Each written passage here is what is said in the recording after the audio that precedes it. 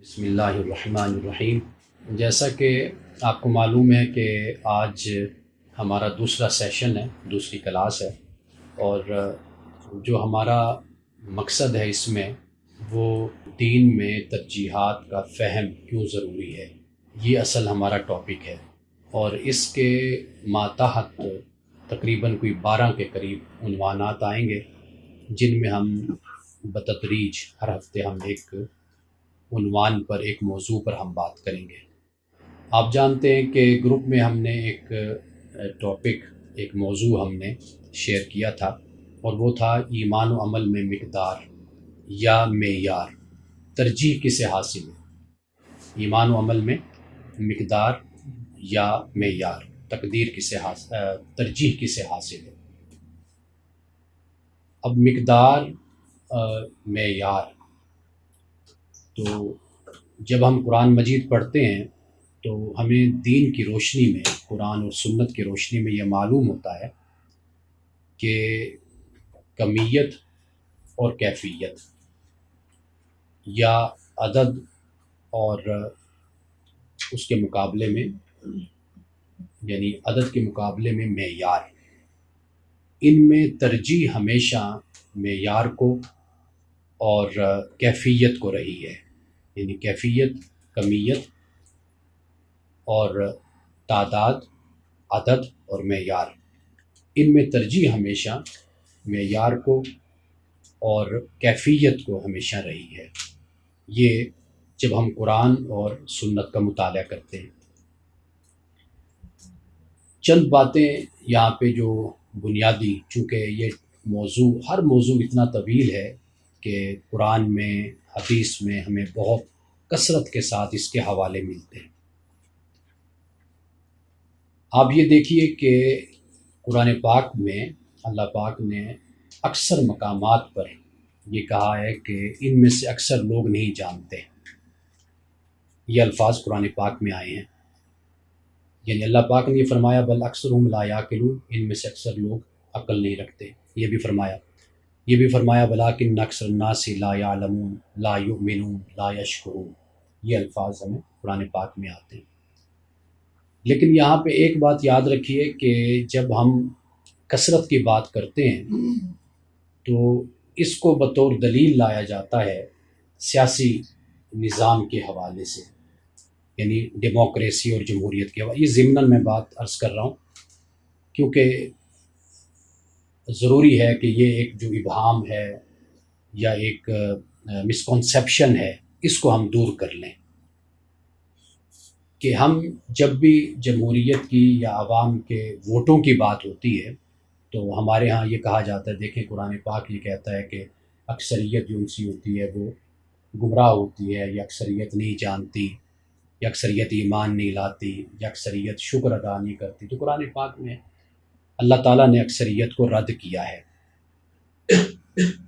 یہ بات یاد رکھیے کہ ایک تو ان آیات کا جو تعلق ہے، اس کا جو ربط ہے یا اس کا جو پس منظر ہے، وہ یہ ہے کہ مکۃ المکرمہ میں یا مدینۃ المنورہ میں آپ دیکھ لیجئے کہ جب رسول اللہ صلی اللہ علیہ وسلم نے نبوت کا اعلان فرمایا تھا، کتنی بڑی تعداد تھی، تھوڑے سے مسلمان تھے۔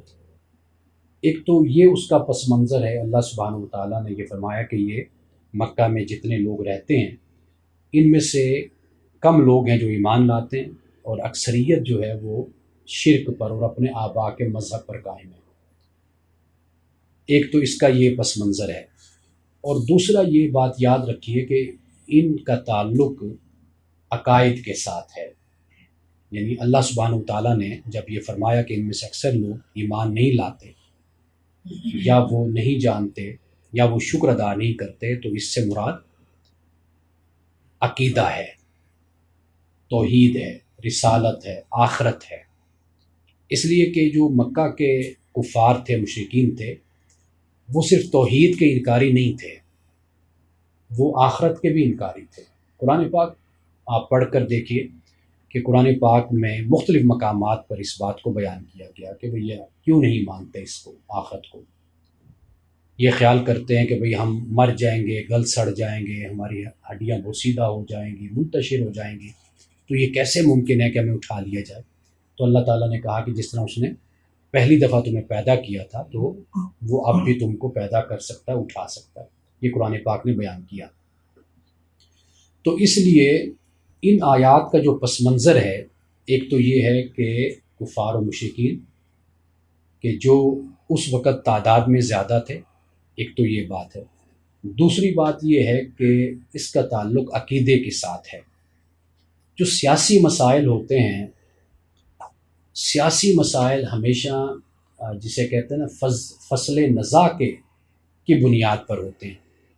یعنی ایک مسئلہ پیدا ہوا، آپ نے اس مسئلے کا حل تلاش کیا، ڈھونڈا۔ یہ جو اختلاف ہے فصل نزاع کا، یہ صحابہ کے درمیان بھی تھا، یہ بعد میں تابعین کے درمیان بھی ہوا۔ جب بھی حکومت، اقتدار، سیاست، ریاست قائم ہوئی تو وہاں پر اختلاف ہوا۔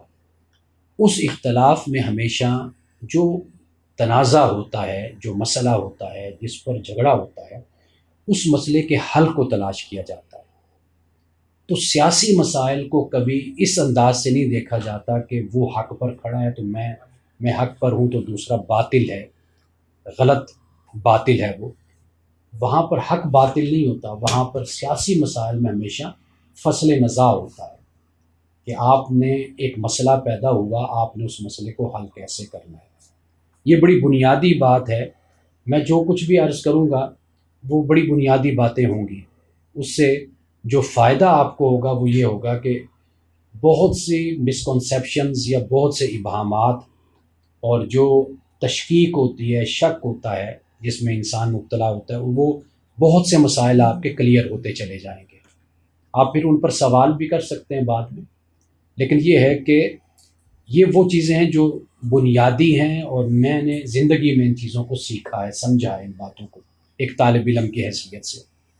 تو لہٰذا جب قرآن پاک یہ بات کرتا ہے تو قرآن پاک نے یہاں پر اکثریت کی مدح نہیں کی، تعریف نہیں کی، ان کی مذمت ہی کی نا۔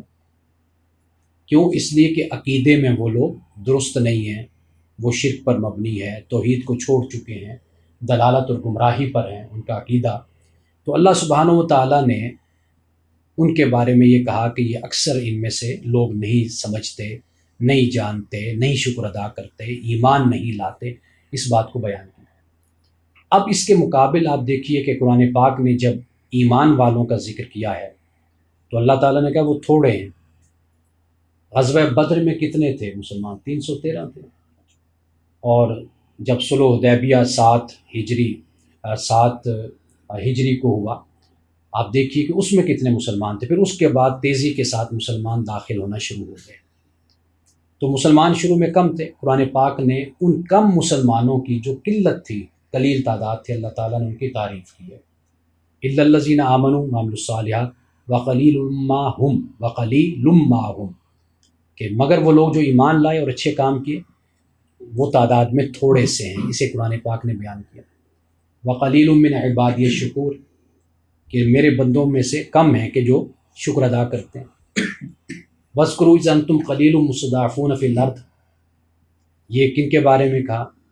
یہ غزوہ بدر، یعنی اس وقت جو مسلمان اس میں شریک ہوئے، اللہ تعالیٰ نے کہا کہ تم ذرا یاد تو کرو اس وقت کو کہ جب تم تھوڑے تھے، قلیل مستضعفون فی الارض، زمین میں تم تھوڑے بھی تھے اور کمزور بھی تھے۔ اب یہاں پر جو زمین کا لفظ استعمال ہوا تو اس زمین سے مراد وہ ٹکڑا ہے، وہ خطہ ہے، یعنی وہ مدینہ شریف ہے، مدینۃ المنورہ ہے، یا وہ مکۃ المکرمہ ہے۔ تو یہ اللہ تعالیٰ نے، یعنی ارض قرآن پاک میں جب آپ دیکھیں گے تو اس سے پوری زمین مراد نہیں ہے، اس سے مراد وہ خطہ ہے، وہ ٹکڑا ہے جہاں پر اسلام کی اشاعت ہوئی، اسلام کی ترویج ہوئی، اسلام برپا ہوا، جہاں لوگوں کو اسلام کی طرف راغب کیا گیا۔ اور بدر کے بارے میں وَلَقَدْ نَصَرَكُمُ اللَّهُ بِبَدْرٍ وَأَنْتُمْ أَذِلَّةٌ، کہ اللہ نے تمہاری مدد کی بدر میں، کب؟ جب تم کمزور تھے، تھوڑے تھے، 313 تھے، ان کے مقابلے میں وہ لوگ 1000 تھے، بڑی تعداد تھی ان لوگوں کی جو شریک ہوئے تھے۔ تو یہاں پر اذلہ کا لفظ آتا ہے۔ اذلہ یعنی جب ہم ذلت کا لفظ بھی بولتے ہیں یا ذلیل کا لفظ بھی بولتے ہیں تو عربی زبان میں اس معنی میں نہیں استعمال ہوا جس معنی میں ہم اردو میں استعمال کرتے ہیں۔ عربی میں اس کا معنی اور ہے. جیسے ہم حریص لفظ بولتے ہیں، قرآن پاک نے اس کو مدح میں استعمال کیا نا، حریص علیکم بالمؤمنین رؤوف الرحیم. تو الفاظ زبانوں میں جا کر مختلف ہو جاتے ہیں. تو اس طرح قرآن پاک نے اس بات کو بیان کیا کہ تم اذلہ تھے، یعنی کمزور تھے تم اس وقت، تھوڑی تعداد میں تھے، تمہارے پاس اسلحہ نہیں تھا، تو اللہ تعالیٰ نے تمہاری اس وقت مدد کی. اب آپ ان آیات کو مد نظر رکھیں، آپ دیکھیں کفار کثرت میں ہیں، مشرکین کثرت میں ہیں، قرآن پاک نے ان کی کثرت کو بیان کیا، لیکن قرآن پاک نے ان کی اس بنیاد پر کوئی تعریف نہیں کی کہ تم بڑی تعداد میں ہو تو تمہیں شاباش ہے. مسلمانوں کی تعریف کی ہے، مومنین کی، کہ بے شک وہ قلیل ہیں، اذلہ ہیں، وہ کمزور ہیں، مستضعفین ہیں، لیکن قرآن پاک نے ان کی تعریف کی. اچھا، رسول اللہ صلی اللہ علیہ وسلم کی جب احادیث کو ہم دیکھتے ہیں تو اس میں بھی ہمیں ایک بات ملتی ہے کہ رسول اللہ نے ہمیشہ یعنی کیفیت کو اور معیار کو ہمیشہ مد نظر رکھا. آپ نے تعداد کو، کمیت کو، اس کو نہیں پیش نظر کبھی رکھا.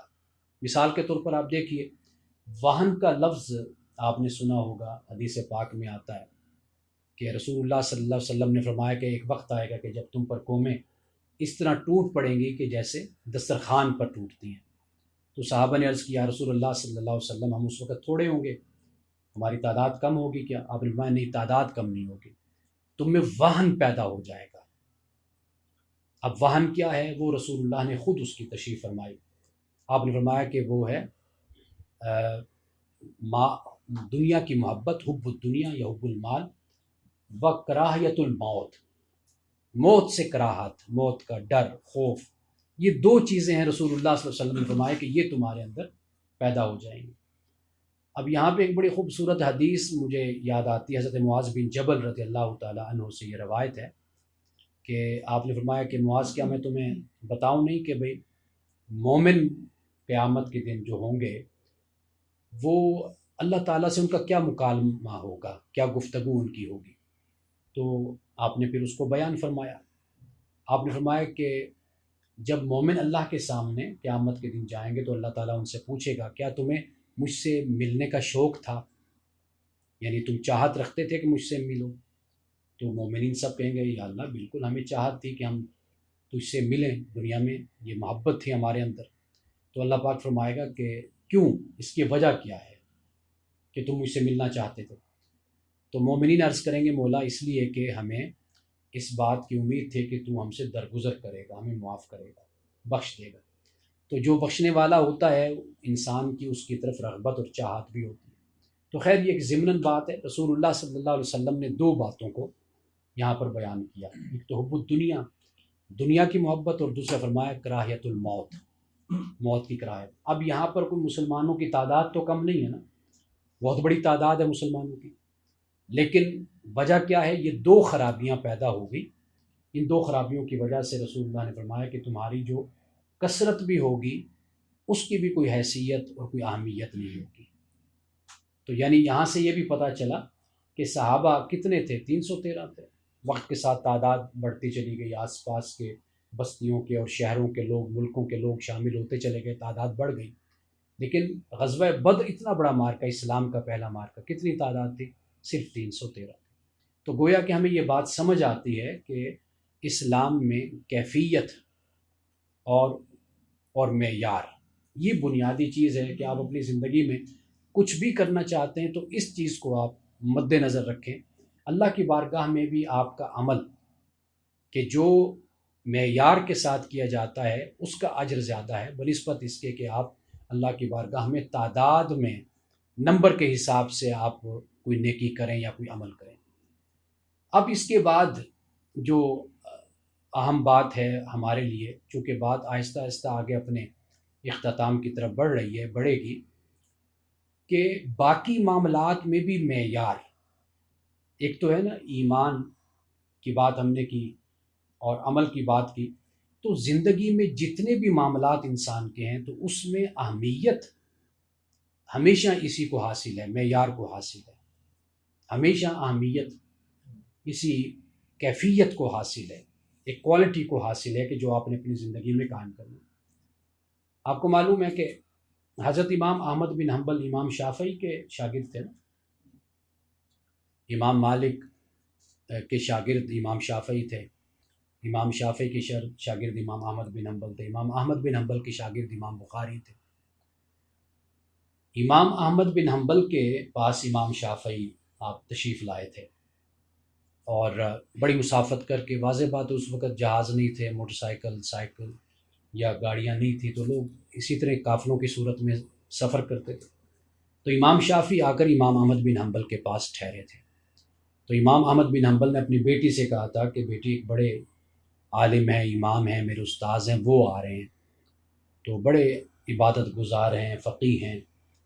تو بیٹی نے کہا ٹھیک ہے، تو گھر میں کھانا وغیرہ سب کچھ تیار کیا گیا، پکایا گیا، ان کے لیے لوٹا پانی کا جیسے رات کو بھر کر رکھا گیا، بستر بنا دیا گیا۔ تو والد نے تو بڑی تعریفیں کی تھی اپنی بیٹی سے کہ اس طرح کے عالم ہیں، متقی، پرہیزگار ہیں، چونکہ جب بھی پرانے زمانے میں عالم کا تصور آتا تھا تو اس کے ساتھ تہجد کا بھی تصور آتا تھا، ساتھ تقوی کا بھی، حلال حرام کا فرق، اس کا بھی تصور خود بخود ذہنوں میں پیدا ہوتا تھا۔ اس وقت کے علماء ایسے تھے۔ تو امام احمد بن حنبل کے پاس امام شافعی آئے اور رات کو رہے۔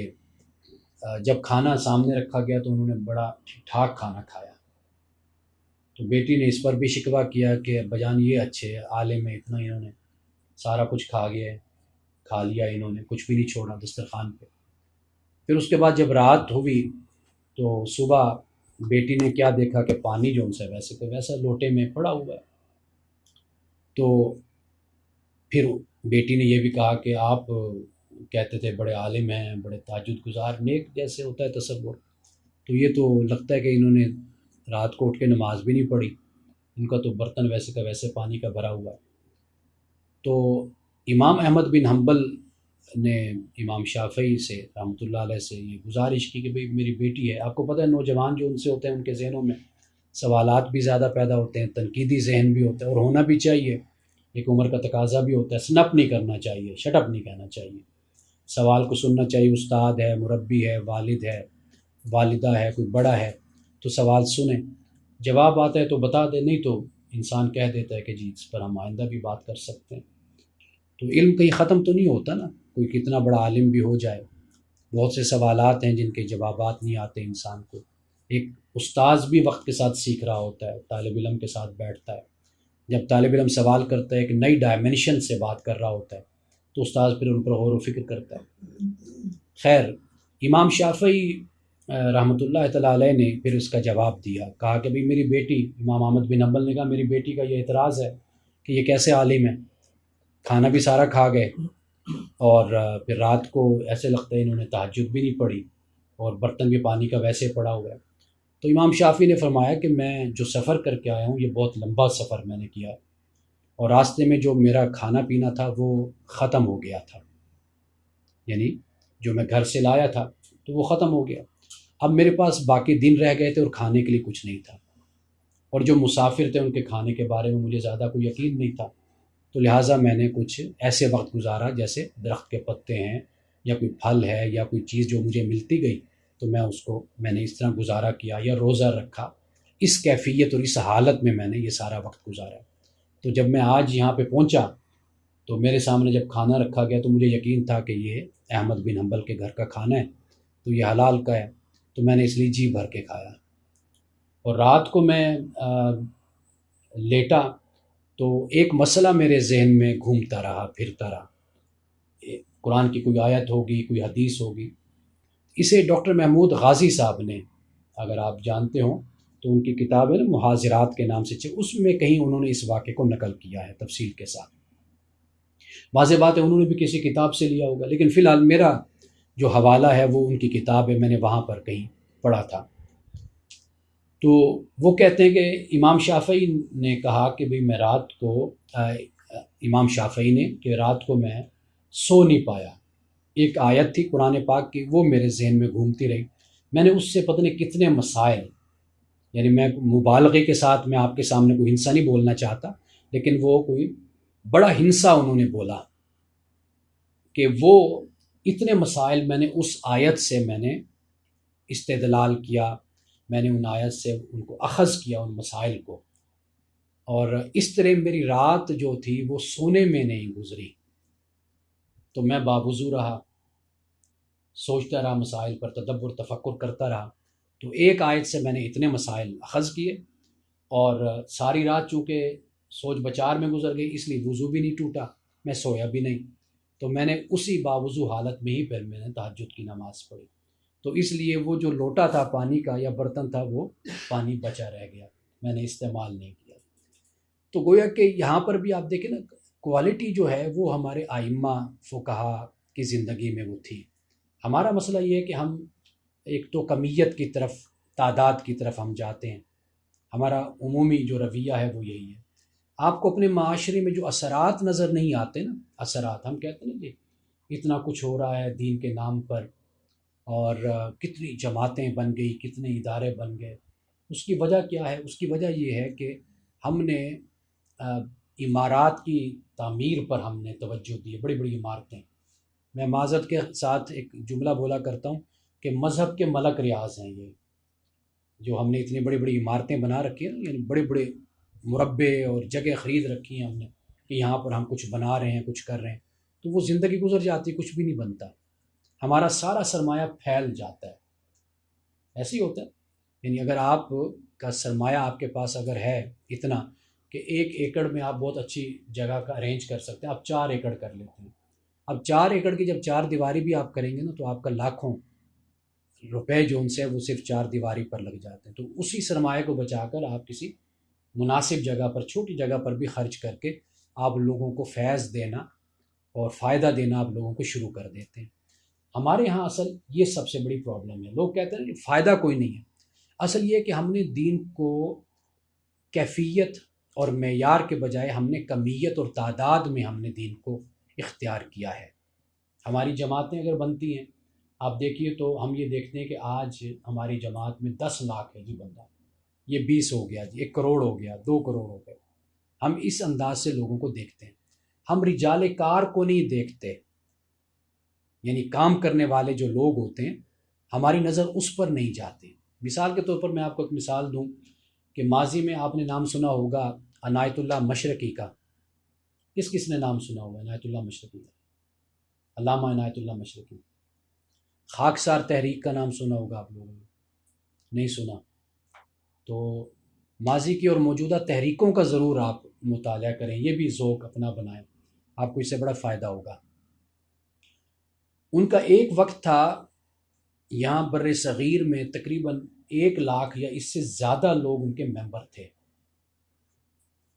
خاکسار تحریک کے جو بانی ہیں عنایت اللہ مشرقی، اگر آپ ان کی ڈگریاں لکھنا شروع کریں نا، کئی صفحے بھرے جاتے ہیں، اتنی زیادہ ان کے پاس سرٹیفکیٹس ہیں، یعنی فلسفہ کیا، سائنس کیا، دین کیا، حدیث، قرآن، فقہ، ان کی تفسیر بھی ہے قرآن پاک پہ انہوں نے لکھی ہے، غالباً تذکیر کے نام سے یا تذکیر ایسے اس کا نام ہے۔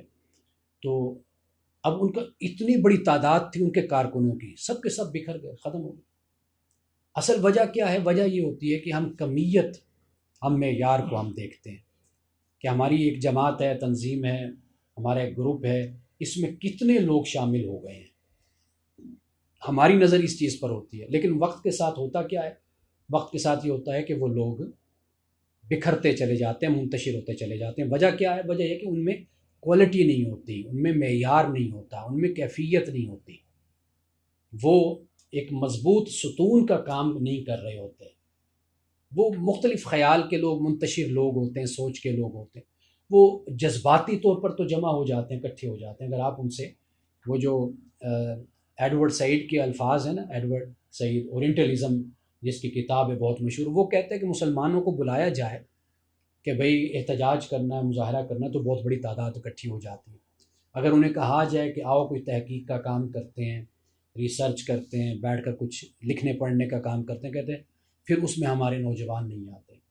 ایڈورڈ سعید کی کتاب ہے اورینٹلزم، اس کو آپ دیکھیے، استشراق پر اس نے یہ کتاب لکھی ہے، میں اس کو کافی پڑھتا ہوں اورینٹلزم کو، یعنی ایڈورڈ سعید کی اور بھی بڑی کتابیں ہیں جو میرے پاس یہاں پر موجود ہیں ادارے میں، گھر میں بھی موجود ہیں، تو وہ بڑے کام، اچھا کام ہے اس کا، پڑھنے والا ہے، تو ذرا مشکل کام، لیکن آپ لوگوں کو ضرور سمجھ آ جائے گا وہ اگر آپ اس کو پڑھیں تو یہ وہ چیز ہے کہ ہم نے ہمیشہ سروں کو گنا ہے، ہم نے دیکھا ہے کہ کتنے لوگ ہمارے ساتھ ہو گئے، اور ہم نے اپنی جذباتی تقریروں سے، خطابات سے ہم نے لوگوں کو، ان کے دلوں کو موہا ہے، ہم نے اپنی طرف متوجہ کیا ہے، لیکن وہ جو معیار کا کام ہوتا ہے وہ ہمارے ہاں نہیں ہوتا۔ اچھا، ایک اور وجہ بھی ہوتی ہے، یہ میں نے، چونکہ میرا تھیسس اس وقت اشاعت کے مرحلے میں ہے، کتاب وہ بن جائے گی، اس کے مقدمے میں میں نے اس چیز کو لکھا ہے کہ تنظیمیں شروع میں زندہ رہتی ہیں اور پھر وقت کے ساتھ ساتھ ختم ہو جاتی ہیں۔ وہ زندہ کیوں رہتی ہیں؟ اس لیے کہ جو ان کو بنانے والے لوگ ہوتے ہیں نا، جو بانیان ہوتے ہیں، وہ جو ایک علمی تنظیم ہوتی ہے، مذہبی تنظیم، اس کو علم کی جو روح ہوتی ہے وہ اس کو مہیا کرتے رہتے ہیں، اپنی کتابوں کے ذریعے سے، اپنے پرمغز لیکچرز کے ذریعے سے، گفتگو کے ذریعے سے، نظریات میں کلیئرٹی ہوتی ہے، وہ لوگوں کو متوجہ کرتے ہیں۔ تو لیکن جیسے جیسے وہ دنیا سے چلے گئے، اس کے بعد کیا ہوا؟ وہ ان کی جو کتابیں، لٹریچر ہوتا ہے، وہ وقت کی پھر مطابقت میں نہیں رہتا۔ یعنی مثال کے طور پر آپ دیکھیے کہ اگر جماعت اسلامی کے بانی تھے مولانا مودودی، ان کا لٹریچر ہے 1950 کا، 40 50 60 کا لٹریچر ہے ان کا، لیکن اب وہ جو 40 50 60 کی دہائی تھی وہ گزر گئی، اب ہم 21ویں صدی میں داخل ہو گئے، اب اس کے تقاضے اور ہیں، چیلنجز اور ہیں، ضروریات اور ہیں، احتیاجات اور ہیں۔ اب کیا ہوا؟ اب وہ لٹریچر پرانا ہوتا چلا گیا۔ اب اگر وہ اپنی تنظیم کو زندہ رکھنا چاہتے تو ان کو چاہیے تھا کہ وہ حالات کے مطابق لٹریچر پیدا کرتے، ایک مودودی نہیں کئی مودودی پیدا کر دیتے۔ لیکن ہوتا کیا ہے، وہ جو ہماری ایک تقلید کی سوچ ہوتی ہے نا، اندھی تقلید کی، کہ بس ہمارے بڑوں نے یہ کر دیا، بس انہوں نے ایک بس کافی ہے ہمیں، وہ جو حسبنا کتاب اللہ، جیسے حضرت عمر فاروق رضی اللہ تعالیٰ عنہ کا جملہ ہے نا کہ ہمیں اللہ کی کتاب کافی ہے، تو اسی طرح ہم بھی یہ کہتے ہیں کہ حسبنا فلاں فلاں، کہ ہمیں بس وہ عالم ہے، فلاں ہے، اس نے یہ کتاب لکھ دی، یہ کر دیا، بس وہ ہمارے لیے کافی، اب ہمیں مزید کوئی تحقیق کی ضرورت نہیں۔ یہاں سے پھر تحجر، جمود اور تعطل، یہ تنظیموں میں، یہ جماعتوں میں، معاشروں میں پھر پیدا ہوتا ہے۔ معاشرے زندہ ہوتے ہیں تحقیق کے ساتھ، تفتیش کے ساتھ، تفحص کے ساتھ آگے بڑھتے رہتے ہیں، اختلاف ہوتا رہتا ہے، ایک نئی سے نئی بات، اچھی سے اچھی بات آتی ہے سامنے، پھر اس سے اختلاف ہوتا ہے، پھر ایک نئی اچھی بات سامنے آ جاتی ہے، پھر اس سے اختلاف ہوتا ہے، اس طرح معاشرہ آگے بڑھتا ہے۔ تو ہمارے ہاں ہوتا کیا ہے کہ جو بڑوں نے کر کے رکھ دیا، کسی جماعت کی، تنظیم کے، کسی، بس اسی کو سمجھ لیا گیا، بس یہی ہمارے لیے کافی ہو گیا، تو اس سے پھر نقصان ہوتا ہے۔ افغانستان کے جو تھے ملا عمر، طالبان کے، ڈاکٹر جاوید اقبال صاحب کو آپ جانتے ہوں گے، علامہ اقبال کے جو صاحبزادے تھے، وہ کہتے ہیں کہ میں افغانستان کے دورے پہ گیا تو وہاں پر میں ملا عمر سے میری ملاقات ہوئی، تو میں نے انہیں کہا کہ بھی آپ ایک نئی ریاست تشکیل دینے جا رہے ہیں، ایک نئی ریاست بنانے جا رہے ہیں، تو ایک نیا ملک آپ بنا رہے ہیں، تو آپ نے اس کے بارے میں کیا سوچا ہے کہ کس طرح آپ اس کو لے کر چلیں؟ انہوں نے کہا بس ہمارے بڑے فقہائے احناف نے کام کر رکھا ہے، بس ہمارے لیے وہ کافی ہے، ہمیں مزید کوئی اس پر غور و فکر کرنے کی، سوچنے کی ہمیں کوئی ضرورت نہیں ہے، بس جو انہوں نے کر دیا وہ کافی ہے۔ یہ ملا عمر کے یہ الفاظ ہیں۔ لیکن معاملہ یہ ہوتا ہے کہ معاشرے بدلتے رہتے ہیں، آپ ٹھہر جائیں، آپ کی مرضی ہے، لیکن اللہ نے کوئی نظام ایسا رکھا ہے دنیا کا کہ یہ زمانہ، یہ وقت ٹھہرتا نہیں ہے۔ آج آپ دیکھیے جس دور میں، زمانے میں میں پڑھا ہوں، میں نے تعلیم لی ہے، غالباً 1995 میں شاید میں نے دورہ حدیث کیا تھا، تو آپ دیکھیے کہ اس وقت نہ نیٹ تھا، نہ فیس بک تھی، نہ اس وقت کمپیوٹر تھا۔ کمپیوٹر 93 میں جامعہ نعیمیہ میں آیا، تو وہ جو پہلا بیچ تھا اس میں میں بھی شامل تھا، 93 یا 92 میں۔ وہ اس میں اتنا بڑا کمپیوٹر تھا، پھر اس میں پتہ نہیں کیا کیا، وہ ونڈو تھی، فلاں تھی، سب کچھ وہاں پر ہمیں سکھایا گیا، بتایا گیا، اس کا سرٹیفکیٹ بھی میرے پاس موجود ہے۔ تو دیکھیے آج 1995 سے آج آپ دیکھ لیجئے کہ ہم کہاں بیٹھے ہوئے ہیں، کتنے حالات بدل گئے۔ آپ یہاں پر آ کے بیٹھیں، آپ یہاں ادارے کو دیکھیے کہ یہ کتنا مختلف ہے باقی اداروں سے۔ ہم کہاں بیٹھ کر پڑھے تھے، کیا ماحول تھا، کیا تقاضے تھے، آج آپ دیکھیے کیا ماحول ہے، کیا تقاضے۔ صرف کتنا عرصہ ہوا؟ زیادہ سے زیادہ کوئی 17 سال، 18 سال آپ کہہ سکتے ہیں اس کو، یا اس سے بھی زیادہ عرصہ بیت گیا، تقریباً کوئی 28 سال، 27 سال، 27 28 سال بعد دیکھیے دنیا کہاں سے کہاں پہنچ گئی۔ تو وہ جو 100 سال پہلے جنہوں نے کام کیا، 50 سال پہلے، 200 سال پہلے، تو وہ فرق آتا چلا گیا نا حالات اور واقعات میں۔ تو ہمیں جو بنیادی بات ہے جو دین سکھاتا ہے وہ کیفیت کی بات اللہ تعالیٰ ہمیں بیان کرتا ہے قرآن پاک میں، اور معیار کو قرآن پاک بیان کرتا ہے۔ مثال کے طور پر آپ دیکھیے کہ حدیث کا جیسے میں نے ابھی آپ کے سامنے ذکر کیا کہ باقی معاملات میں بھی ہمیں اسی بات کو فالو کرنا ہوتا ہے۔ سورۃ المنافقون، منافقین کو آپ دیکھیے کہ اللہ پاک وہاں پہ کیا فرماتا ہے، وَإِذَا رَأَيْتَهُمْ تُعْجِبُكَ أَجْسَامُهُمْ وَإِن يَقُولُوا تَسْمَعْ لِقَوْلِهِمْ كَأَنَّهُمْ خُشُبٌ مُّسَنَّدَةٌ، کہ تم ان کو دیکھو گے، یہ تمہیں ان کے جو اجسام یہ تمہیں اچھے لگیں گے، خوبصورت جسم والے، اچھے کپڑے پہنے ہوئے، اچھی شخصیت، صحت مند لوگ، یہ وہی یقول تسمع لقولہم کأنہم خشب مسندہ، ان کی بات بھی سنو گے وہ بھی بڑی خوبصورت بات کریں گے، لیکن حالت کیا ہے، خشب مسندہ ہے، یعنی ایسی لکڑی جس کو کپڑا پہنا دو، یا ایسی لکڑی جو دیمک زدہ ہے، جو سہارے پہ کھڑی ہوئی ہے، آپ اس کو ہاتھ لگائیں گے وہ ٹوٹ جائے گی، حالت ان کی یہ، لیکن دیکھنے میں بڑے خوبصورت ہیں۔ حضرت عبداللہ ابن مسعود رضی اللہ تعالیٰ عنہ، آپ جب کھجور کے درخت پر چڑھے تھے تو نیچے صحابہ موجود تھے نا، تو انہوں نے آپ کی پنڈلیاں دیکھی پتلی پتلی سی حضرت عبداللہ بن مسعود کی، تو صحابہ ہنسنے لگ گئے۔ رسول اللہ صلی اللہ علیہ وسلم نے اس وقت کیا فرمایا تھا آپ نے صحابہ سے؟ آپ نے فرمایا کیا تم عبداللہ بن مسعود کی پنڈلیوں کو دیکھ کر تم ہنس رہے ہو؟ والذی نفسی بیدہ، اس ذات کی قسم کہ جس کے قبضے میں میری جان ہے، آپ نے فرمایا لہما اسقل فی المیزان من جبل احد، کہ عبداللہ کی جو دو پنڈلیاں ہیں یہ اللہ تعالیٰ کے جو میزان ہے، اگر اس کے ایک طرف یہ دو پنڈلیاں ہوں اور دوسری طرف جبل احد رکھ دیا جائے نا، تو یہ دو پنڈلیاں زیادہ بھاری ہوں گی جبل احد سے۔ اب دیکھیے وہ یعنی جسمانی طور پر حضرت عبداللہ ابن مسعود کمزور تھے، نحیف تھے، لاغر تھے، ضعیف تھے، لیکن قدر ہے، معیار ہے نا، ایمان ہے، عمل ہے، تو یہ رسول اللہ نے فرمایا۔ اور دوسری طرف منافقین کو آپ دیکھ لیجئے کہ بڑی ٹھیک ٹھاک کھاتے پیتے اور ہٹے کٹے۔ حدیث میں یہ بھی آتا ہے نا کہ رسول اللہ صلی اللہ علیہ وسلم نے فرمایا کہ قیامت کے دن جو ہٹے کٹے اور صحت مند لوگ ہیں ایسے بھی ہوں گے کہ اللہ کی بارگاہ میں ان کی جو قدر ہوگی نا، حیثیت، وہ مچھر کے پر جتنی بھی نہیں ہوگی، مچھر کے پر جتنی بھی ان کی حیثیت نہیں ہوگی۔ تو لہٰذا ان تمام اعمال میں اور ایمان کے حوالے سے جو قرآن ہمیں معیار دیتا ہے وہ یہی ہے کہ ہماری توجہ ایمان کی کیفیت پر اور عمل کی کیفیت پر ہونی چاہیے، ان کے معیار پر ہونی چاہیے۔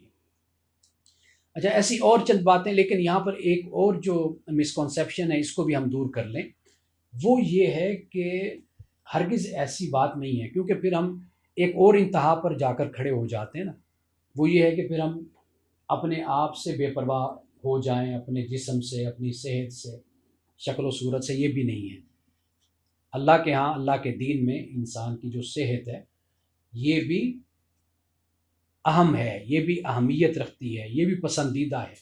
المؤمن القوی خیر و احب الی اللہ من المؤمن الضعیف، حدیث کے الفاظ ہے کہ قوی مومن وہ بہتر ہے اور زیادہ پسندیدہ ہے اللہ کے نزدیک کمزور مومن سے۔ تو لہٰذا یہ بات بھی ذہن میں رکھنی چاہیے۔ اس کا مطلب یہ نہیں کہ ہم اپنے کپڑوں سے بے خبر ہو جائیں، بے پرواہ ہو جائیں، اپنی صحت سے بے پرواہ ہو جائیں۔ تو اللہ سبحانہ و تعالیٰ نے یہ زندگی کی جو دولت دی ہے تو اس کی بھی ایک اہمیت ہے، لیکن بات اصل جو ہو رہی ہے وہ یہ ہے کہ معیار کیا ہے، یعنی ترازو کیا ہے، معیار کیا ہے اور کیفیت کیا ہے، اس بات کو زیادہ ہم نے سمجھنا ہے۔ کیوں؟ اس لیے کہ ہمارے ہاں ایک عام رویہ جو عبادات کے حوالے سے ہے وہ بھی یہی ہے، ظاہر کے حوالے سے بھی ہے وہ بھی یہی ہے۔ رسول اللہ صلی اللہ علیہ وسلم نے جب یہ فرمایا یہودیوں کو تم فالو نہ کرو، یعنی مثال کے طور پر وہ روزہ، آپ نے حدیث پڑھی ہوگی نا کہ وہ روزہ ذرا زیادہ دیر سے کھولا کرتے تھے، فرمایا کہ یہودیوں کی پیروی نہ کرو۔ تو ہم لوگوں نے یہ سمجھا کہ شاید کہ یہودیوں کی پیروی کرنے سے یہ مراد ہے کہ جو یہودی کریں وہ نہیں کرنا۔ آپ علیہ السلام کا جو اشارہ ہے وہ در حقیقت اس ظاہر پرستی کی طرف ہے کہ جو قوم یہود نے اختیار کیا۔ ظاہر پرستی یہی ہوتی ہے کہ آپ خول کو اہمیت دینے لگ جاتے ہیں، آپ مغز کو چھوڑ دیتے ہیں، آپ تعداد کو پکڑ لیتے ہیں، معیار کو چھوڑ دیتے ہیں، آپ کمیت کو اختیار کر لیتے ہیں، کیفیت کو چھوڑ دیتے ہیں۔ یہ وہ ان کا طریقہ تھا جسے رسول اللہ صلی اللہ علیہ وسلم نے فرمایا کہ تم یہودیوں کو فالو نہ کرو۔ باقی آپ جانتے ہیں کہ صحابہ کرام نے یہودیوں کی طرف سے آنے والی ٹوپی بھی پہنی ہے، حضرت عمر فاروق نے پہنی ہے، روایات میں موجود ہے۔ لباس پر کوئی نہیں تھا، اصل مسئلہ کیا تھا؟ وہ یہ تھا کہ جو انہوں نے ظاہر پرستی کو اختیار کیا، غلو کا راستہ اختیار کیا، مبالغہ آرائی کا اختیار کیا، انہوں نے دین میں یہ سمجھ لیا کہ ہم اپنی طرف سے کوئی اضافہ کر سکتے ہیں، کمی کر سکتے ہیں۔ اس سے اللہ تعالیٰ نے منع کیا، رسول اللہ صلی اللہ علیہ وسلم نے اس بات کی طرف اشارہ کیا۔ روزہ وہ رکھتے تھے، وہ کہتے تھے کہ جی اللہ تعالیٰ تو کہتے ہیں یہاں تک تم افطار کر لو، لیکن ہم ذرا لمبا کر لیں گے نا روزے کو، اس سے ہمیں زیادہ ثواب ہوگا، زیادہ بھوک ہم برداشت کر لیں گے۔ تو لیکن رسول اللہ نے فرمایا کہ نہیں، ان کو تم نے فالو نہیں کرنا۔ تو ہم نے شاید یہ سمجھ لیا کہ بالکل ہی کسی چیز میں ان کو فالو نہیں کرنا، اگر وہ اچھا کام بھی کریں تو وہ پھر ہم نے نہیں کرنا، تو ایسا تو نہیں نا۔ تو کیونکہ آج آپ کو معلوم ہے کہ یہودی دنیا میں ہر لحاظ سے سب سے بہتر قوم ہے، مار کھائی ہے انہوں نے، اور مار بھی اپنے کردار، اخلاق اور اپنے حرکتوں کی وجہ سے کھائی ہے انہوں نے۔ لیکن آج اگر دنیا پہ حکومت کر رہے ہیں وہ بھی اپنے عمل، علم اور سائنس، ٹیکنالوجی اور اپنی پالیسیوں کی وجہ سے ہی دنیا پر حکومت کر رہے ہیں۔ آپ حیران ہوں گے، ایک صحافی کہتے ہیں، بلکہ حیران کیا پریشان ہونے والی یہ بات ہے، پریشانی والی بات ہے یہ، وہ کہتے ہیں کہ میں مسلمانوں کے بارڈرز پر ایک بارڈر کو کراس کیا، دوسرے کو کیا، کہتے ہیں ہر بارڈر پر مجھ سے رشوت لی گئی، ہر بارڈر پر رشوت لی۔ کہتے ہیں میں اسرائیل کے بارڈر پہ گیا، میں نے اسے بھی کراس کیا، وہاں پر مجھ سے رشوت نہیں لی گئی، مسلمانوں کے سب بارڈر پر رشوت لی گئی۔ تو قرآن پاک جب قوم یہود کا ذکر کرتا ہے تو تھوڑا سا ہمیں یہ بھی دیکھنا ہوگا کہ کس زمانے کے یہود، قرآن پاک نے ان کی پوری تاریخ بیان کی ہے، اور سورۃ بنی اسرائیل کا پہلا رکوع اگر آپ دیکھیں اس میں اللہ تعالیٰ نے اس بات کو بیان کیا ہے کہ جب وہ اچھے ہو گئے تو اللہ نے کہا کہ پھر ہم بھی ان کے ساتھ اچھے ہی ہو گئے۔ یعنی ایسا نہیں ہے کہ کسی پر کوئی ٹائٹل نہیں لگ جاتا کہ یہ قوم بری قوم ہے، یہ ٹائٹل نہیں لگ جاتا۔ مستقل قوموں میں انقلاب آتا رہتا ہے، تبدیلی آتی رہتی ہے، قومیں بدلتی بھی رہتی ہیں۔ تو اس لیے قوم یہود کو اگر آپ نے دیکھنا ہو تو اس کو صرف یہ نہیں کہ ہم اس کو گالی بنا کر رکھ دیں، ان کی موجودہ ہسٹری کو، تاریخ کو بھی ہم دیکھ سکتے ہیں سیاسی حوالے سے، ان کا کیا کردار ہے، میں اس پر نہیں بات کر رہا۔ میں یہ بتانا چاہتا ہوں کہ ایز اے نیشن، تعلیم میں، سائنس میں، ٹیکنالوجی میں، ان کے ہاں اسرائیل میں مسجدیں ہیں، وہاں پر مدرسے بھی ہیں، اور پرانی طرز کے مدرسے اور مساجد ہیں، وہاں پر اذانیں بھی ہوتی ہیں، نمازیں بھی پڑھی جاتی ہیں۔ اور یہ بھی عرض کرتا چلوں کہ ان کے جو 9th کلاس کا جو اسٹوڈنٹ ہوتا ہے، 10th کلاس کا، اس کا جو تھیسز ہوتا ہے، جو وہ مقالہ لکھتا ہے، وہ ہمارے PhD لیول کا مقالہ ہوتا ہے جو ہم یہاں پر پاکستان میں کام کرتے ہیں۔ تو علم میں وہ بہت آگے ہم سے نکل گئے، اس کی وجہ سے شاید وہ دنیا پر حکومت بھی کر رہے ہیں۔ اور آپ کو معلوم ہے ان کی تعداد صرف اور صرف کروڑ، سوا کروڑ ہے اس وقت۔ انہوں نے اپنی آبادی کو نہیں بڑھایا، نہیں ہے، بڑھنے نہیں دیا۔ ہم اس وقت دنیا میں 1.25 ارب ہیں۔ تو دنیا میں جو اقتدار ہے، جو حکومت ہے، وہ جلسے جلوسوں سے نہیں ملتی، احتجاجی مظاہروں سے نہیں ملتی، وہ قوم کی تربیت کرنے سے غلبہ ہوتا ہے، علم کا۔ اور سیاسی غلبہ بھی قوموں کو اللہ تعالیٰ علم کے ذریعے سے دیتا ہے۔ اور اسلامی دنیا میں جتنی کتابیں چھپتی ہیں ایک سال میں، پوری اسلامی دنیا میں، شاید اس سے کہیں زیادہ صرف اسرائیل چھاپتا ہے کتابیں۔ یہ بات تو یقینی بات ہے کہ ساری اسلامی دنیا کی کتابیں شامل کر لیں، صرف ایک اسپین، یہ تو میں نے پڑھا ہے کہ صرف ایک اسپین اتنی کتابیں چھاپتے جتنی اسلامی دنیا نہیں چھاپتی۔ تو دنیا میں ترقی کرنے کے لیے جو راستہ ہے وہ علم کا راستہ ہے۔ اور علم کیا؟ وہ یہی ہے، یہی کیفیت کی جو میں بات کر رہا ہوں نا، یہ جو میں بات کر رہا ہوں معیار کی در حقیقت یہ ہے کہ تعلیم کا معیار، علم کا معیار، تحقیق کا معیار، اداروں کا معیار، بے شک 2-4 لوگ ہوں لیکن وہ رجال کار ہوں، وہ مضبوط لوگ ہوں، علم کی دنیا میں سیکھنے والے ہوں، سمجھنے والے ہوں، آگے بڑھنے والے ہوں، وہ کثیر لوگوں پر وہ بھاری ہیں۔ رسول اللہ صلی اللہ علیہ وسلم کی ایک حدیث ہے کہ جس میں آپ نے فرمایا کہ کوئی شخص ان 100 اونٹوں جیسا ہوتا ہے، ایک انسان ان 100 اونٹوں جیسا ہوتا ہے جن میں سے ایک اونٹ بھی سواری کے قابل نہیں ہوتا۔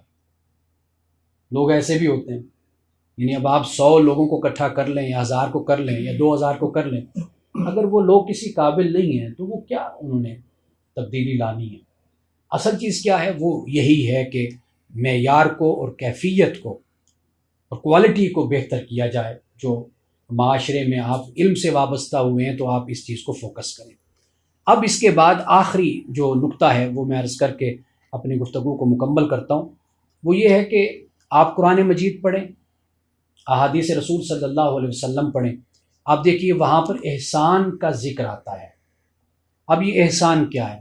احسان بھی در حقیقت یہی ہے جو آج ہماری گفتگو ہے۔ قرآن پاک نے عدل کا ذکر کیا، عدل کے ساتھ ان اللہ یامر بالعدل والاحسان، عدل اور احسان دونوں کا اللہ حکم دیتا ہے۔ عدل تو ہوتا ہے نا کہ آپ کو کسی نے 100 روپیہ دیا، آپ نے اس کو 100 واپس کر دیے، یا کسی نے آپ کے ساتھ نیکی کی، آپ نے اتنی نیکی اس کے ساتھ کر دی، تو یہ عدل ہو گیا۔ احسان کیا ہوتا ہے کہ جتنی اس نے نیکی آپ سے کی، آپ نے اس سے زیادہ اس کے ساتھ نیکی کی، تو یہ احسان ہو گیا۔ یعنی احسان کیا ہے؟ یہ پختگی کا نام ہے، ایک کام کو بہتر طریقے سے کرنے کا نام احسان ہے۔ ہم اس کا یہ ترجمہ کریں گے نا، بہتر طریقے سے۔ اب قرآن پاک نے جگہ جگہ اس لفظ کو استعمال کیا۔ مثال کے طور پر آپ دیکھیں ادفع باللتی احسن، قرآن ولا تستوی الحسنۃ ولا السیئۃ ادفع باللتی احسن فاذا الذی بینک وبینہ عداوۃ کانہ ولی حمیم، کہ یہ اچھائی اور برائی یہ دونوں برابر نہیں ہوتے، حسنہ کا لفظ استعمال کیا۔ اور جہاں پہ اللہ سبحانہ و تعالیٰ نے ایک مبلغ کو، ایک داعی کو جو تعلیم دی ہے، ادعو الی سبیل ربک بالحکمۃ والموعظۃ الحسنۃ، یہاں بھی حسنہ کا لفظ ہے۔ وجادلہم باللتی احسن، کہ اگر کسی سے مناظرہ کرنا ہے، مجادلہ کرنا ہے، مباحثہ کرنا ہے، تو اس میں بھی فرمایا کہ جو بہترین راستہ ہے وہ تم نے اختیار کرنا ہے۔ بہترین راستہ کیا ہوتا ہے؟ وہ یہ ہوتا ہے کہ جو موضوع ہے نا، آپ اسی پر ہی بات کیجئے، آپ دوسرے کی شخصیت کا پوسٹ مارٹم نہ شروع کر دیجئے اور اس پر ذات پر حملے نہ کیجئے۔ ہمارے یہاں طریقہ یہی ہوتا ہے نا، جیسے گزشتہ سیشن میں بھی میں نے بات کی تھی کہ مناظرہ ہمارے ہاں اس انداز سے کیا جاتا ہے، ٹاپک تو اپنی جگہ رہ جاتا ہے، پھر وہ ساری بحث ذاتیات پر آ جاتی ہے۔ ہماری سیاست میں بھی ایسا ہی ہوتا ہے۔ تو بجائے اس کے کہ بدگمانی ہو، دوسرے کے بارے میں کیچڑ اچھالا جائے، بات کی جائے، سب سے اچھا طریقہ اللہ تعالیٰ نے یہ سکھایا کہ جو موضوع ہے جس پر آپ بات کر رہے ہیں، آپ اسی کو ہی اپنا موضوع بنائیے، چھوڑ دیجئے کہنے والا کون ہے، کیا کہہ رہا ہے۔ آپ یہ دیکھیے کہ اصل چیز کیا ہے جس پر آپ کو بات کرنی چاہیے۔ تو میں نے یہ دیکھا کہ قرآن پاک میں اللہ سبحانہ و تعالیٰ نے احسان کا ذکر کیا۔ احسان در حقیقت یہی ہے، اور احسان سے یاد رکھیے کہ معاشرے میں تر و تازگی رہتی ہے، خوبصورتی رہتی ہے معاشرے میں، معاشرہ کھلا ہوا رہتا ہے اگر آپ احسان کرتے ہیں۔ جیسے آپ کے ساتھ کوئی وابستہ ہوتا ہے، ایک عدل ہوتا ہے کہ آپ اس کو جتنا ڈیمانڈ، تقاضا، تعلق، آپ نے اس کو نبھا دیا۔ ایک ہوتا ہے آپ اس کے ساتھ مزید اچھے طریقے سے آپ چلتے ہیں۔ تو یہ وہ چیز ہے جسے قرآن پاک نے جگہ جگہ احسان کے نام سے اسے بیان کیا ہے۔ اب قرآن پاک میں یعنی اگر ہم، ایک تو ہے احسان اور دوسری چیز کیا ہے؟ وہ ہے سنسیریٹی، اخلاص۔ یہ دو چیزیں ہیں کہ جس کا ہونا ضروری ہے، تب ہی وہ کیفیت اور معیار وہ پورا ہوتا ہے۔ ایک احسان ہے اور دوسرا اخلاص ہے۔ قرآن پاک نے اس کو بھی جگہ جگہ بیان کیا، فویل للمصلین الذین هم عن صلاتهم ساہون الذین هم یراؤون ویمنعون الماعون، یراؤن دکھا کر کام کرتے، تو اخلاص تو ختم ہو گیا۔ اسی طرح انفاق فی سبیل اللہ کی بات کی تو اللہ تعالیٰ نے کہا کہ اس کی طرح نہ ہو جاؤ کہ جو دکھاوے کے لیے جو کام کرتا ہے، دکھاوے کے لیے، یعنی اللہ سبحانہ و تعالیٰ پر ایمان نہیں رکھتا اور آخرت پر ایمان نہیں رکھتا، ایسے شخص کی طرح نہیں ہونا۔ جو دکھاوا کرتا ہے وہ اصل میں نہ اللہ کو مانتا ہے نہ آخرت کو مانتا ہے۔ تو قرآن پاک نے دو باتوں پر زور دیا، احسان اور اخلاص، اور یہ احسان اور اخلاص کا تعلق در حقیقت اسی ایمان اور عمل سے ہو جاتا ہے کہ جس میں اللہ سبحانہ و تعالیٰ پھر اس کرنے والے کو، رکھنے والے کو، اللہ تعالیٰ اس کو پھر یہ کوالٹی اور یہ معیار اور یہ مقام اور یہ مرتبہ اللہ سبحانہ و تعالیٰ عطا کرتا ہے۔ حضرت فضیل بن عیاض سے ایک روایت ہے کہ قرآن پاک نے کہا نا احسن عملا، جگہ جگہ یہ بیان کیا لیبلوکم ایکم احسن عملا، تاکہ وہ تمہیں آزمائے تم میں سے زیادہ اچھے کام کون کرتا ہے۔ حضرت فضیل بن عیاض سے جب پوچھا گیا کہ یہ احسن العمل اس سے کیا مراد ہے، یہ بڑی توجہ طلب بات ہے، بزرگوں کی بات ہے نا، تو یہ بزرگ ان راستوں سے گزرتے ہیں، اختیار کرتے ہیں، اور ان کی زندگی بھی ہماری طرح ایک معاشرتی سماجی زندگی ہوتی ہے، تو ہمیں بڑی رہنمائی ایسے لوگوں سے ملتی ہے کہ انہوں نے کیا طریقہ اختیار کیا۔ آپ نے فرمایا کہ دو چیزیں ہیں حسن عمل کے لیے، ایک فرمایا کہ درست بات، درست فیصلہ کسی بات میں، اور دوسرے نمبر پہ فرمایا کہ اس میں اخلاص ہو، یعنی جب فرمایا کہ اگر درست بھی ہو اور خالص بھی ہو تو تب وہ احسن عمل بن جاتا ہے۔ ہم کہتے ہیں نا جی وہ فیصلہ تو اس کا درست نہیں تھا لیکن مخلص بندہ بہت ہے وہ، تو وہ مخلص اپنی جگہ پر، لیکن جو خالص مخلص بندہ ہے اسے چاہیے کہ فیصلہ بھی درست کرنے کی کوشش کرے نا۔ ہم جذبات میں، ایک تو جذبات کو ہم اخلاص کا نام دے دیتے ہیں، حالانکہ وہ ایک ہیجانی کیفیت ہوتی ہے، ہماری ہیجانی کیفیت ہوتی ہے نا، کہ آپ پر ایک چیز طاری ہوئی جسے قرآن پاک نے جہالت کہا ہے۔ سورۃ النساء کو اگر آپ پڑھیں، وہاں پہ اللہ تعالیٰ نے کیا فرمایا، یعملون السوء بجہالت، کہ برا کام کرتے ہیں جہالت۔ جہالت کیا ہے؟ ایک تو جہالت ہے نا وہ علم کے مقابلے میں، ایک جہالت حلم کے مقابلے میں بھی ہوتی ہے۔ عربی زبان کو اگر آپ پڑھتے ہیں، ماشاءاللہ یہاں پر بیٹھے ہیں دیوان حماسہ پڑھنے والے بھی بیٹھے ہیں، تو علم کے مقابلے میں بھی جہالت ہے اور حلم کے مقابلے میں بھی جہالت ہے۔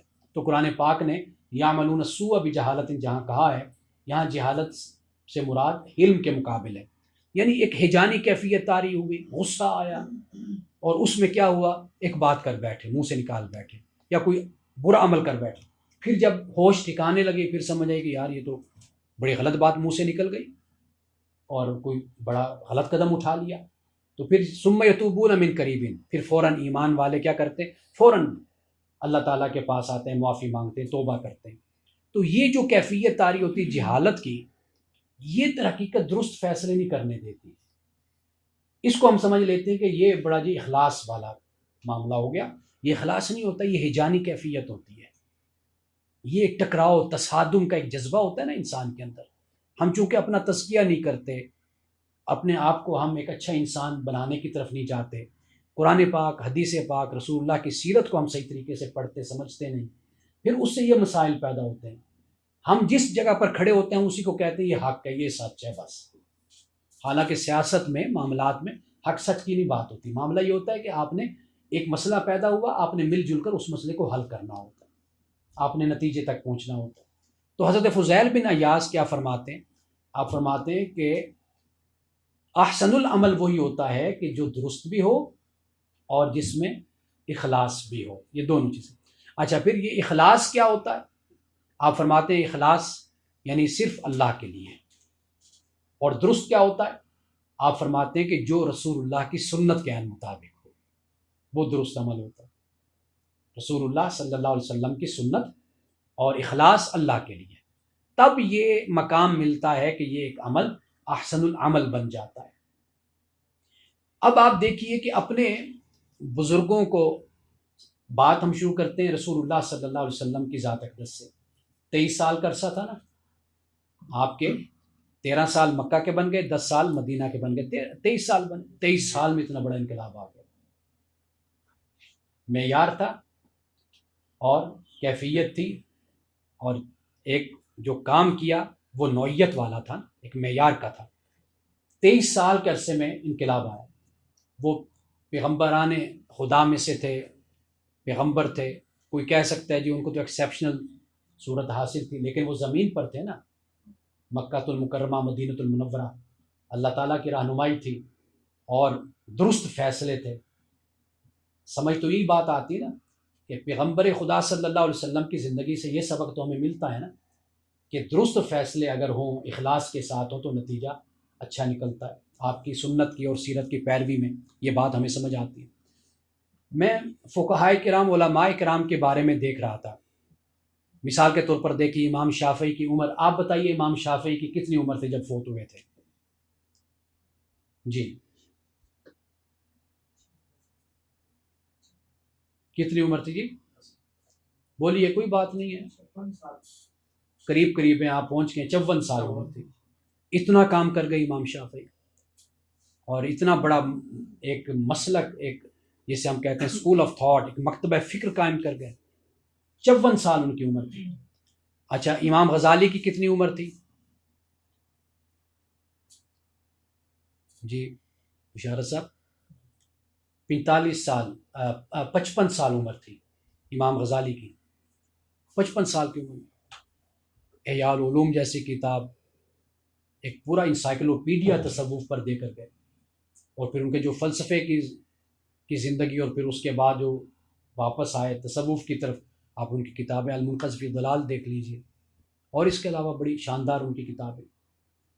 امام نووی کو آپ جانتے ہیں، شرح صحیح مسلم لکھنے والے، سب سے کم عمر کے تھے یہ۔ کتنی عمر تھی آپ بتائیے جب وفات ہوئی؟ 45 سال عمر تھی، 45 ایئرس۔ حضرت عمر بن عبدالعزیز، ان کا زمانہ خلافت، زمانہ حکومت 1.5 سال تھا، صرف 1.5 سال، اور آپ کو معلوم ہے کہ ان کی وفات جو زہر دے کر ان کو شہید کیا گیا، کیا عمر تھی ان کی؟ 38 سال، 38 ایئرس۔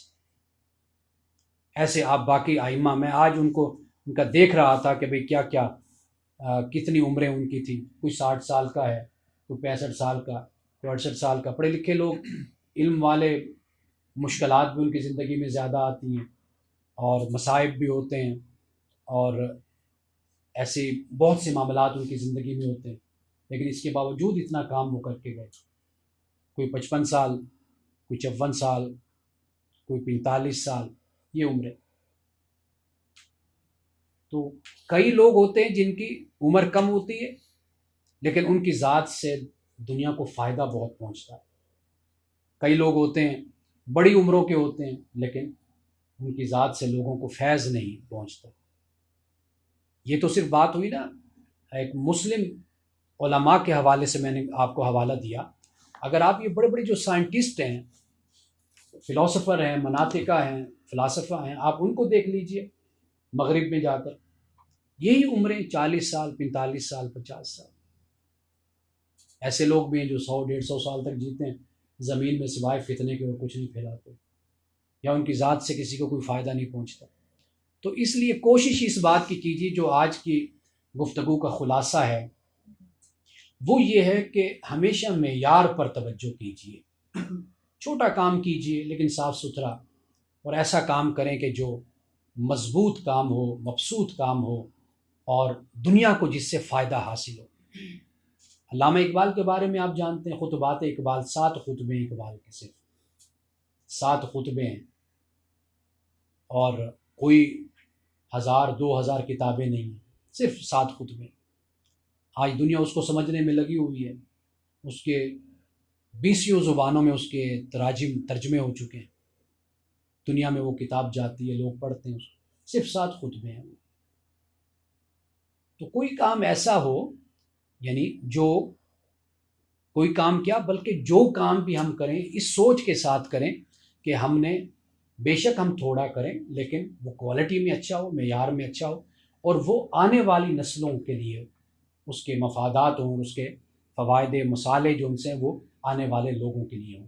اس پر ہمیں توجہ کرنی چاہیے، اسلام ہمیں اسی بات کی تعلیم دے۔ دیکھیے انسان کی فطرت ہے، وہ چاہتا ہے کہ میں رہوں، زندہ رہوں، لوگ میرا نام لیں، یہ انسان کی فطرت ہے، وہ خواہش رکھتا ہے، آگے بڑھنا چاہتا ہے۔ تو لیکن وہ اس بات پر توجہ کرے نا کہ جو اللہ اور اس کے رسول صلی اللہ علیہ وسلم انسان کو بتاتے ہیں، وہ یہی ہے کہ بھئی کام کرو، عبادت ہے، جیسے حضرت عائشہ سے فرمایا کہ عبادت تھوڑی کرو لیکن پابندی کے ساتھ اس کو رکھو۔ تو تھوڑی عبادت، لیکن وہ اس سے بہتر ہے کہیں کہ بندہ ایک رات کھڑے ہو کر 100 نفل پڑھے اور دوسری رات پھر سویا ہوا ہو۔ تو اس سے بہتر ہے کہ روزانہ پڑھے، 2 نفل پڑھ لے، 4 پڑھ لے، لیکن کم از کم اس کو ساری زندگی پھر اپنی مداومت کے ساتھ اس کو، روٹین کے ساتھ اس کو لے کر چلتا رہے۔ اسی طرح تحقیق اور ریسرچ کا کام ہے، تھوڑا کرو کام لیکن اتنا اچھا اور اتنا پائیدار اور اتنا مضبوط کرو کہ اس سے دنیا کو فائدہ ہو۔ یہ ہے آج کی ہماری گفتگو کا خلاصہ کہ ایمان ہو، عمل ہو، ان دونوں میں اللہ تعالیٰ کی جو چاہت ہے، اس کی پسند ہے، اس کا تقاضا ہے، وہ یہی ہے کہ آپ معیار کے ساتھ چلیں۔ آپ دیکھیے گا کہ پھر امت کو، مسلمانوں کو کیسے دنیا میں عروج نہیں ملتا، ترقی نہیں ملتی۔ بنیادی بات یہی ہے۔ آپ شور شرابہ اپنے ہاں زیادہ دیکھیں گے، دنیا کو آپ دیکھیں گے کہ وہ خاموش ہے، آپ سمجھیں گے شاید پتہ نہیں وہ کیوں خاموش ہیں۔ وہ اس لیے خاموش ہیں، وہ مگن ہیں۔ اگر آپ میں سے کچھ لوگ جرمنی کبھی گئے ہوں، کیونکہ جامعہ نعیمیہ کا ایک گروپ جرمنی بھی گیا تھا کسی دور میں، تو شاید اس میں شعیب صاحب تھے، وہ جرمنی گئے تھے، یا آپ جائیں باہر دیکھیں گے، آپ چھوڑ دیں یعنی یورپ، آپ عرب دنیا میں چلے جائیں، مثال کے طور پر آپ دبئی چلے جائیں، آپ ملائیشیا چلے جائیں، ترکی چلے جائیں، آپ دیکھیں گے لوگ اپنے کام میں لگے ہوئے، ایک نظام سسٹم چل رہا ہے، کسی کی مجال نہیں ہے کہ کوئی راستے بند کرے، شور شرابے کرے، کچھ نہیں، ہر بندہ اپنے کام میں مست ہے۔ وہاں کے علماء صوفیاء کو میں نے دیکھا ہے، ان سے بھی میں ملا ہوں، وہاں کے مدرسوں کو بھی میں نے دیکھا ہے جا کر ترکی میں، وہ لوگ اپنے کام پر مصروف ہیں، دنیا سے آتے ہیں وہاں پر پڑھنے، استنبول یونیورسٹی میں کوئی آ رہا ہے، انقرہ میں آ رہا ہے، جرمنی سے جتنے انگریز لوگ مسلمان ہوئے یا آتے ہیں تو ہو جاتے ہیں، تو وہ یہاں پر خاموشی کے ساتھ اپنی تحقیق میں، ریسرچ میں لگے ہوئے ہیں۔ یہ بات شاید میں نے پہلے بھی آپ کو بتائی، 26 سال، 25 سال، 30 سال کے نوجوان۔ تو اس لیے اگر آپ چاہتے ہیں کہ ہم پاکستان، مسلمان، اسلام دنیا میں پھیلے، متعارف ہو، تو یہ ہجوم اور یہ جنون اور یہ ہیجانی کیفیات، اس سے کبھی بھی اسلام کا بھلا نہیں ہوگا۔ ہم نادان اسلام کے دوست ہیں، ہم اسلام کے دانا دوست نہیں ہیں اسلام کے۔ تو ہمیں یہی چاہیے کہ ہم اپنی اپنی جگہ پر بیٹھ کر علم کا کام کریں، تحقیق کا کام کریں، اور اپنے ایمان میں اور اپنے عمل میں خالص بنیں، درست فیصلے کریں، اور اپنے آپ کو اللہ اور اس کے رسول کے لیے ہم وقف کریں اور ان کی رضا کے لیے ہم کام کریں۔ وآخر دعوانا الحمد للہ رب العالمین۔